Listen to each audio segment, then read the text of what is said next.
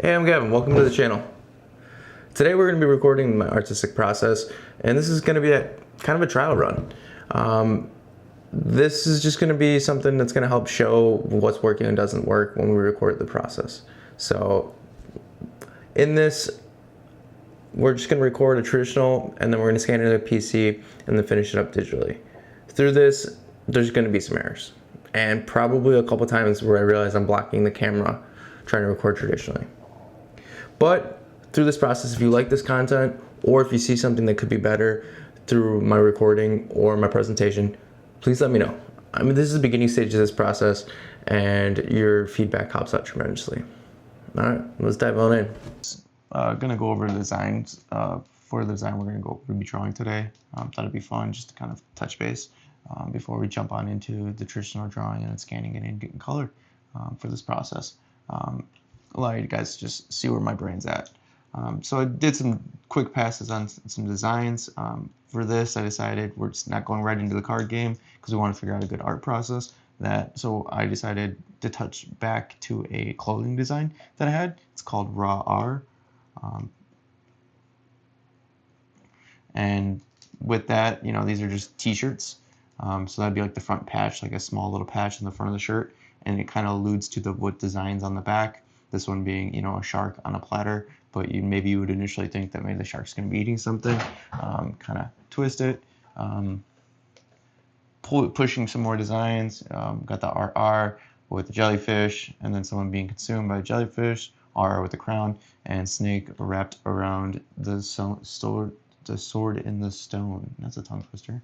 And then we got, moon, and then divert your back to something a little bit different, which is going to be, moon, stars on a mushroom. But with this one, we've got some bones and some slime. We got a guy being dissolved into a slime cube.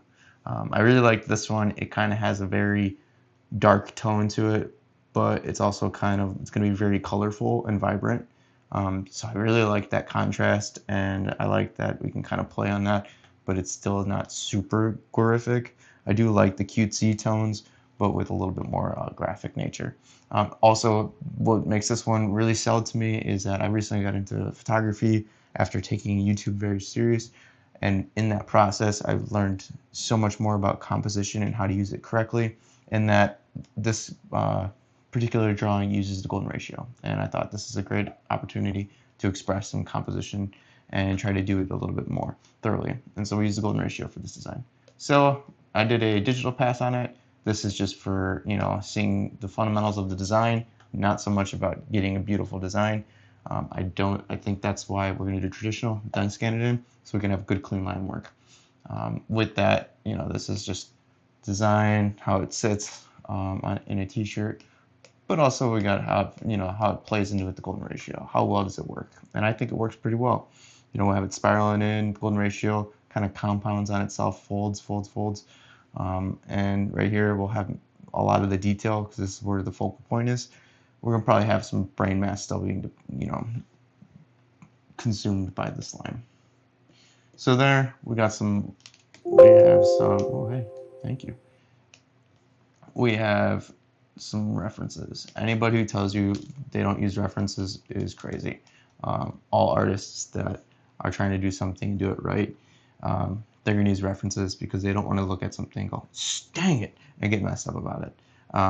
So that's why we're kind of using references. So I got some for ribcage, skull that's in relatively the same, original design, and then we got a hand sticking out of the water. We can use for the sticking out of the slime. The references just, you use the World Wide Web, find the closest stuff you can, took the light out of them, kind of took what I needed out of it, and kind of put it in position to all the information that I thought was needed for this, and then we put it into with some color, and we got some color, seeing how the color of the slime.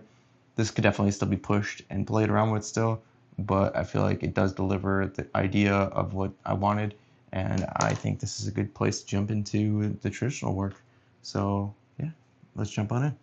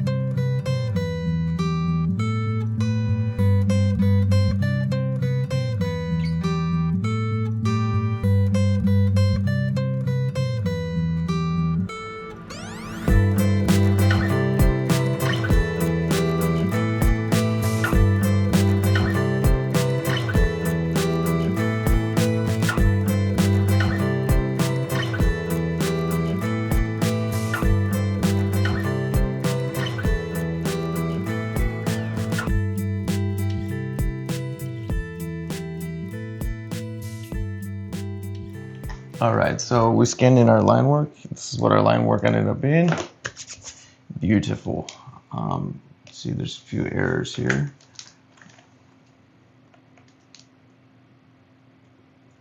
But everything else is magnificent. I think it's turning out really nice. I think we got a good place to jump off into and start doing some digital work on it. Oh, whoops, wrong layer. Inks came in pretty good. I did a rough sketch with the red pencil, and then we went over it with ink. That being said, we got to get this red pencil out of here. So first thing you want to do is adjust some levels. And what we did is I ended up getting some levels, adjusting the brightness of this, and then I did a color balance to get some of that red out, and then brightness and contrast so we could pull this in. But now we were left with this kind of grainy and bluish tint, and that's not great. So what we end up doing is go to hue and saturation. It's going to be Control U. Once we have a thing we can hit it with, Control U. So the thing, and we took the saturation completely out. So once we took the saturation out, we got rid of that bluish tint. Now it's looking a little bit more crispy. It's kind of what we want it. But the thing is that we still want to be able to draw over this and edit it. And we want it in this right now, drawing over this isn't going to work, because if we take off our background, you can see how we're still on paper. So the one thing to do to get rid of that is what we're going to do, select color range. I'm going to zoom in just a little bit here. We're going to go to select color range, and we're going to find that black that we want. And we want no fuzziness. We want this to be sharp as it can get.